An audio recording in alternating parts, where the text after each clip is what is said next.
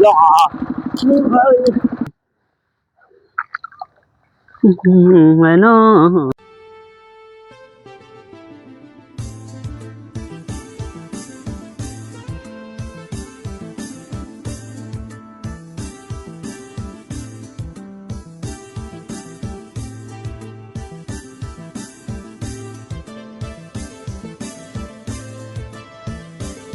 ปนองไอที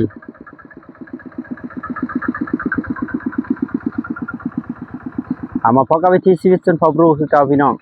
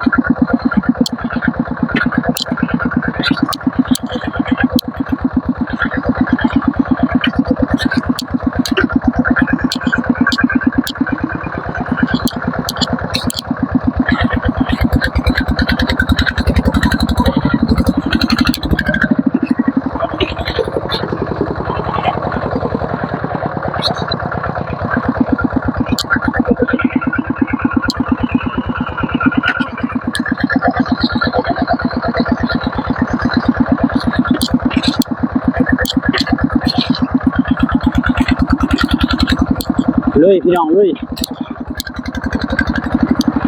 อย่าเฮ้ย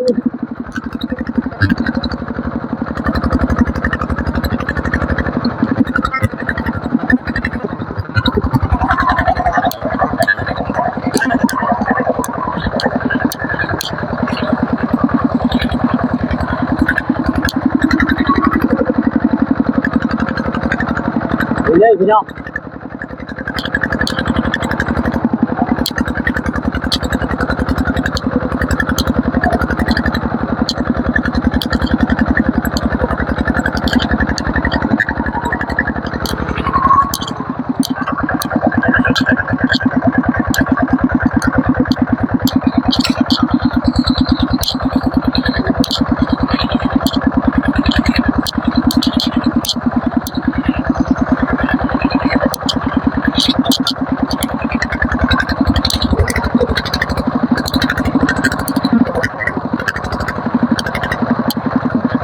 กันนานาของ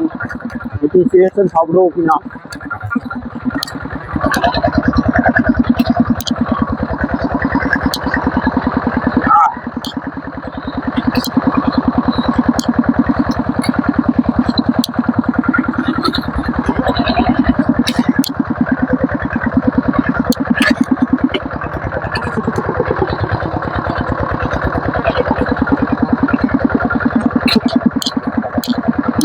อย่าซอยไปย่วงเชือก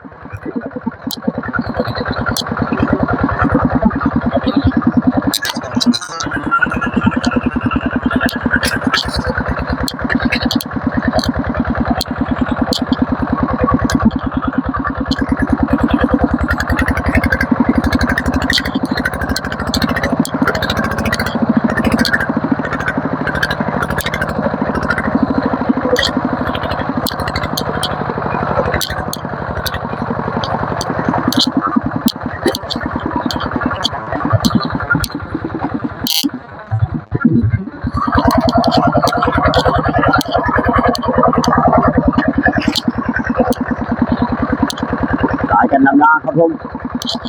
สายกันขาดแบบ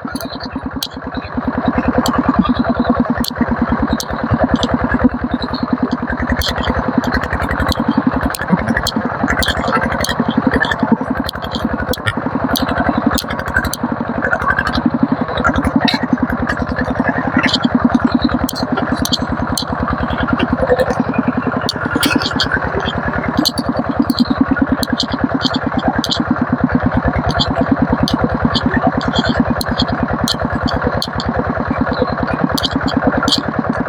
แรง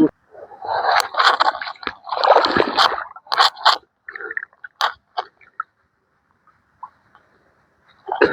ยอยู่บ้านนามาหาน้องแอคิดฮอดกับแม่ไว้น้อง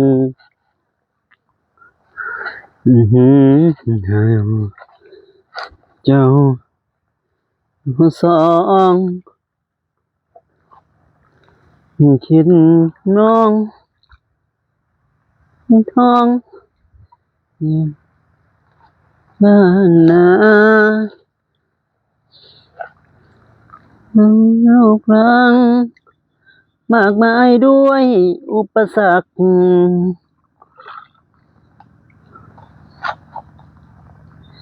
อยากมาดำนาโนนเด้ออยากมาดำนาโนนอยากมาดำนาโนนเด้ออยากมาดำนาโนนหัวใจของอ้ายหากบ่ไหวพาลูก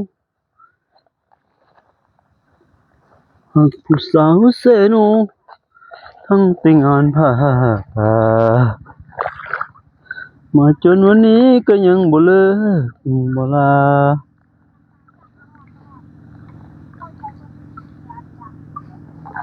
วันนี้ก็ยังบ่เลิกบ่ลายิ่งคิดเห็นหน้าอยู่เพื่อแพ้ว่า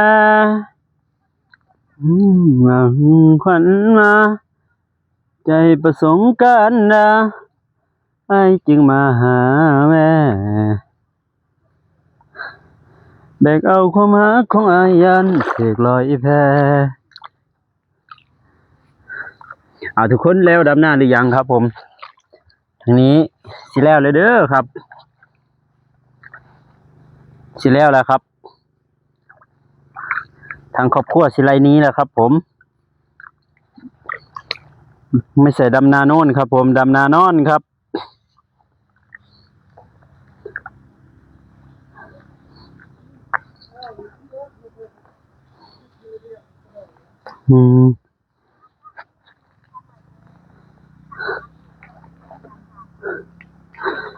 ไอ้บ้าวขี้คานในวันนั้นวันนี้มันลงดำนาแล้วเด้อลงดำนาเลยครับผมมันไถหน้าดำหน้าขาดหน้าครับผมโอ้เน่าแห้งจ่าตลอด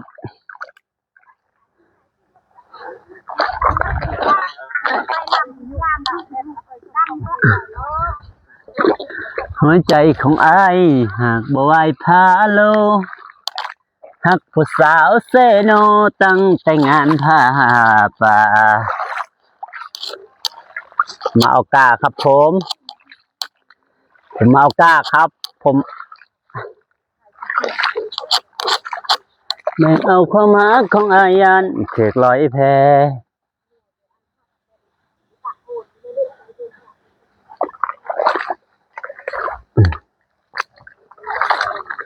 เพื่อนน้องโมแน่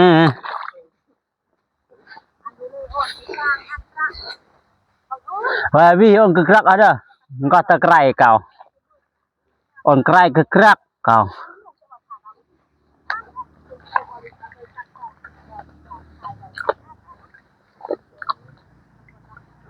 หัวใจของอ้ายบ่ไหวพาโลสาวเซโนตั้งแต่งานผ้าป่า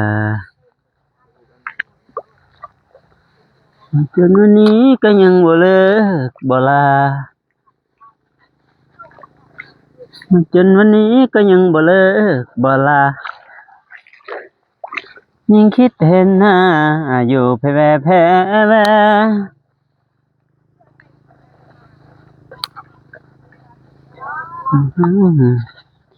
คนมาให้ประสงค์กันนะไอ้จึงมาหานี่ดำหน้าแบบฟิวคนนอนหน่อยพี่น้องเอ้ย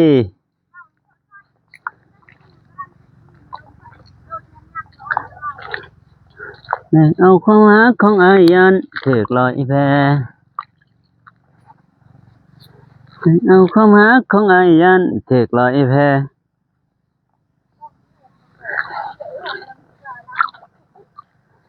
ยันน้องบ่แน่ทันทีมาใจประสงค์การได้จริงหาแน่เอาความรักของอายันเถิกลอยแพ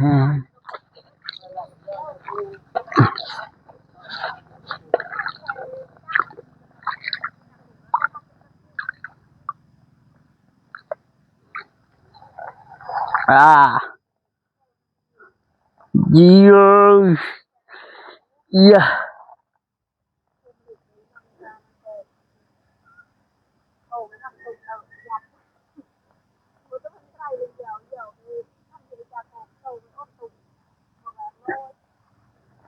เยอะทันทีไอ้หักเจ้าจนทะเลาท้อพ้นอยากมาดำหน้านอนตั้งแต่โด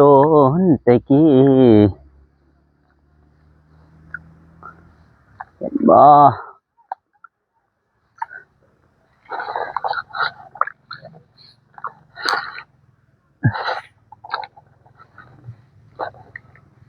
เย็นสบายเย็นสบายสาวนาเย็นสบายเย็นสบายสาวนาคนที่อยู่บ้านนา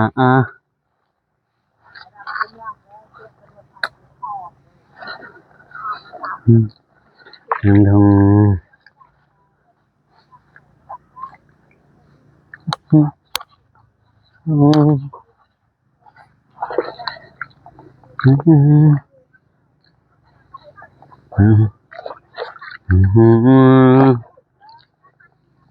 กเดินล้นบ้านนาเรามีข้าวมีปลาบ้านนาเรามีข้าวมีปลาตรงนั้นเย็นสบายเย็นสบายเย็นสบายสาวนาเย็นสบายเย็นสบายสาวนาเธอเดินล้นคนนาบ้านนาเรามีข้าวมีปลา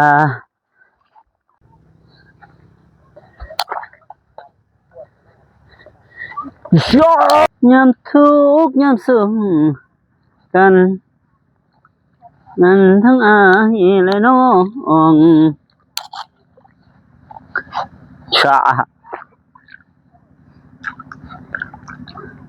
เย็นสบายซาวน่าอีหลีพี่น้องเอ้ยทางหลังก็มีภูเขาภูหยังทั้งนี้ก็สนุกสบายพี่น้อง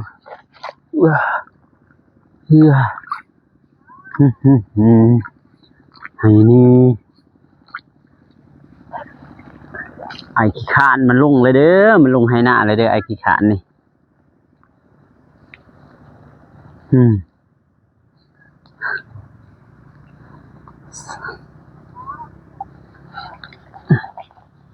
มันลงให้หน้ามันอยู่คนเดียวนี่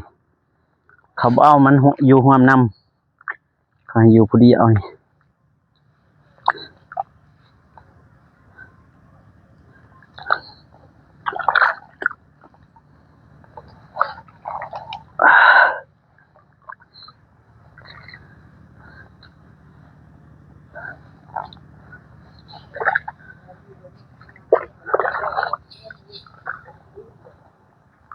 ทุก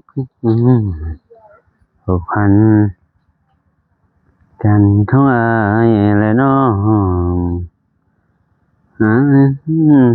าฟ้า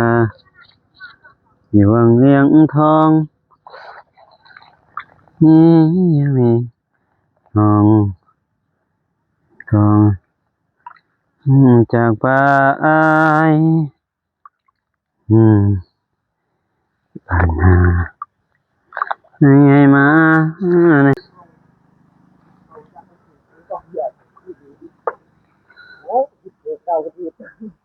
ก่อนเลยเดี๋ยวกูมึงเอาไอ้จ้าเราจ้าเนี่ยตามดูโอ้ยไอ้เด็กต่อไปเลยไอ้เราเดินไปจับใจหมกน้ำตีที่น้ำเดือดเด็กเราก็ดีเป็นเด็กใช่ปะโอ้โหโอ้โอ้เดี๋ยวจะไปไปที่นี่อ่าว่าจะเป็นยังไงโอ้ยก็บอกตรงนี้นะยันตัวเลยยอตะตัวน่ะnó một cái mổ tàu vậy đừng nào gỡ tô với chút